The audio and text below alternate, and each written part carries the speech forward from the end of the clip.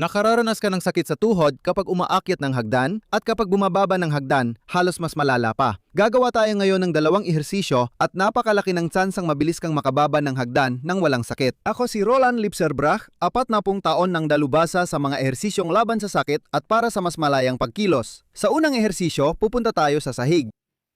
Umupo ka muna at pagkatapos, magsisimula tayo sa kanang bahagi. Ilagay mo ang iyong kanang binti sa likod mo nang ang ibabang bahagi ng binti ay paralel sa gilid ng banig. At pagkatapos, subukan mong ilapit ang iyong puwitan papunta sa sakong mo. Sa pinakamainam, dapat dumikit talaga, pero okay lang kung hanggang dito lang ang kaya mo. Depende kung anong kaya mo, dun ka lang manatili. At pagkatapos, idirekta mo pa ang iyong katawan paatras. Mapapansin mo rin na kapag umatras ang katawan mo, mas lalakas ang hatak sa hita mo. Ibig sabihin, ito mismo ang pag-unat na kailangan mo para mga 50% ng bigat sa tuhod ay mababawasan at nararamdaman mo talaga yon dito. Diyan tayo magsisimula at dahan-dahan nating palalalimin ang pag-unat. Tapos papasok ka na. At ganon din habang humuhupa ang tindi. Palalalimin mo ulit sa pamamagitan ng paglapit ng iyong puwitan o kaya'y pag-atras pa ng iyong katawan. Agad mong mapapansin ang magandang kombinasyon. At malamang, una mong mailalapit ang iyong puwitan sa mga sakong at pagkatapos ay unti-unti mong maihihilig paatras ang iyong katawan.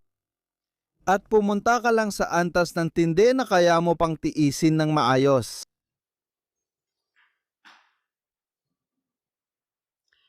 At sa ganitong paraan, iniinat natin ang mga bahagi na masyadong maikli. At ngayon, pinalalakas din natin kasabay ang mga kalamnan habang nasa ganitong haba sila ngayon. Subukan mong iunat ang iyong kanang binti sa pamamagitan ng pagtulak ng kanang paa laban sa sahig. Subukan mo ito. Idin mo ng madin sa sahig. Pagkatapos, mag-relax ka at subukang ilapit pa ng kaunti ang iyong puwitan papunta sa sakong at ng iyong katawan paatras. At ulitin mo, idin mo ulit ang paa mo sa sahig, mag-relax at lumalim pa sa pag-inat. At isa pa, idin mo ng mabuti, mag-relax at lumalim pa sa pag-inat. Magpatuloy lang sa pag-unat. At sa huli, humiga ka ulit sa kaliwang bahagi, ibaluktot ang tuhod at hilahin ang nakabaluktot na tuhod paatras. At ang sakong ay papunta sa puwitan. Hilahin mo lang ng aktibo at pwede kang bumuelo o magsimula ulit paminsan-minsan.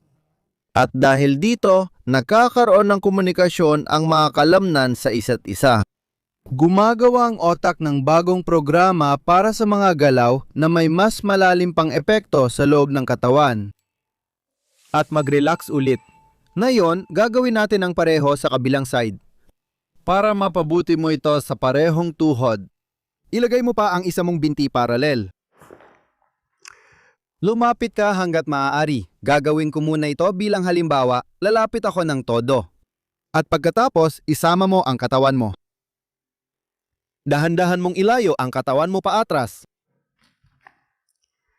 At dito ulit sa kaliwang hita, ipadama mo ulit ang pag-unat. Ayusin mo ito hanggang sa maramdaman mo na ito ay isang banayad na kirot na kaya mo pa.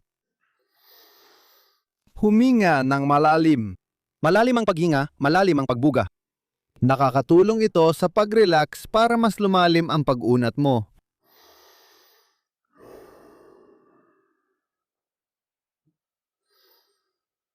Lumalim ka pa. At pagkatapos, itulak mo. Bilang pampalakas na ehersisyo, idiin ulit ang paa sa sahig. Iding mabuti ang paa mo sa sahig. Pakawalan mo. Lumalim ka pa sa pag-unat. At idiin mo ulit ng todo, idiin mo pa ng mas mahigpit, pakawalan mo at ipagpatuloy mo pa. Oo, lakas para sa mga naunat na kalamnan. Ito ay isang napaka-practical na strength training, functional na strength training. Itulak mo ulit ang paa mo sa sahig, talagang madiin. Itulak mo pa ng mas madiin, pagkatapos ay mag-relax at pumasok pa ng mas malalim. Hindi natin dapat kalimutang isama ang pagpapalakas sa pag-uunat, kaya direkta na itong nakapaloob sa mga ehersisyo. At sa huli, pupunta ka ulit sa kanang bahagi. At ang nakabaluktot na tuhod ay hihilahin mo ulit paatras. Hihilahin mo ito ng sagad paatras. Hilahin mo talaga ng malayo pa atras, kumuha ulit ng buwelo, hilahin ulit, bumuo ulit ng mga bagong programa sa utak, mga programa sa paggalaw. At pagkatapos, lalabas ka ulit. Ayon, ngayon nabawasan na natin ng malaki ang pressure mula sa itaas papunta sa ibabang bahagi ng binte. At ngayon, babawasan pa natin ang paghila mula sa ibaba papunta sa hita na siyang nagpapabigat din sa tuhod. At gagawin natin yan sa pader. Lumapit ka sa pader at iatras mo ang kanang paa mo ng sapat para maramdaman mo na ang banat sa tuhod na tuwid.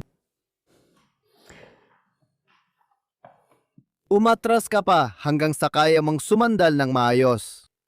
Unat mo ng todo ang tuhod at pumasok sa banat. Pumasok ka sa banat.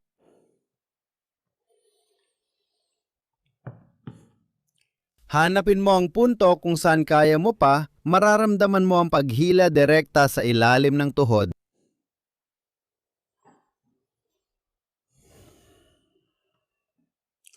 Ang mga kalamnan at mga fascia, kailangan muna nila ng oras bago sila magsimulang lumuwag.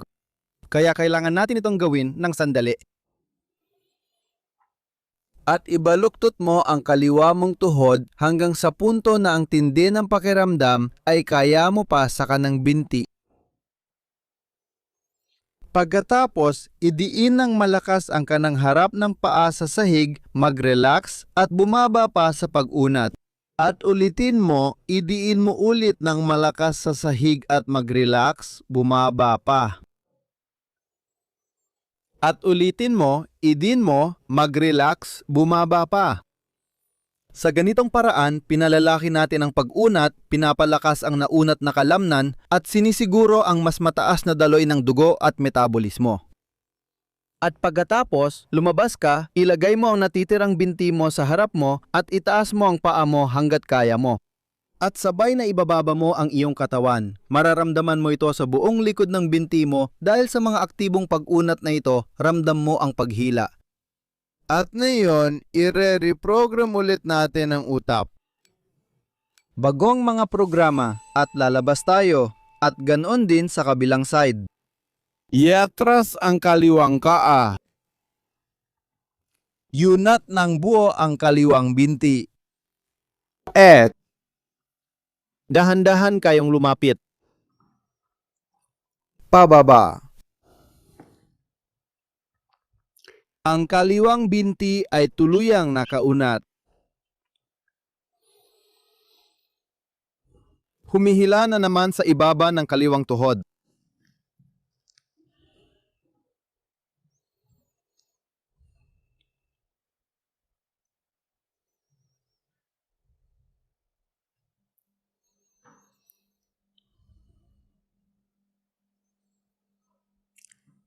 Dapat kaya pa at katanggap-tanggap ang sakit sa pag-unat. At pindutin mo ulit. Pindutin mo ulit. Gamit ang kaliwang unahang bahagi ng paa, idiin sa sahig. Lakas sa nakaunat na kalamnan ngayon para maging kawayan roble tayo. Hindi lang kawayan na nababaluktot, hindi lang roble at lakas, kundi pareho ang kailangan natin. Paluwagin at bumaba pa. Isa pa, idiin mo ulit. Paluwagin mo at bumaba ka pa. Isa pa, itulak mo pababa sa sahig. Lakas sa pag-unat. Pakawalan mo, bumaba ka pa. At pagkatapos, lalabas tayo. At iaangat mo ang paa mo, ang harap ng paa mo, paakyat pa. At ibababa mo ang katawan mo, at iunat mo ulit ng aktibo, talagang iunat mo pa ng todo. Kailangan mo talagang maramdaman na parang kinikilitian ng otak mo sa bagong pagprograma. At pagkatapos, dahan-dahan kang lalabas at mag-iwan ka ng komento kung kumusta ka sa mga ehersisyo. Maglakad-lakad ka ng kaunti, damin mo muna.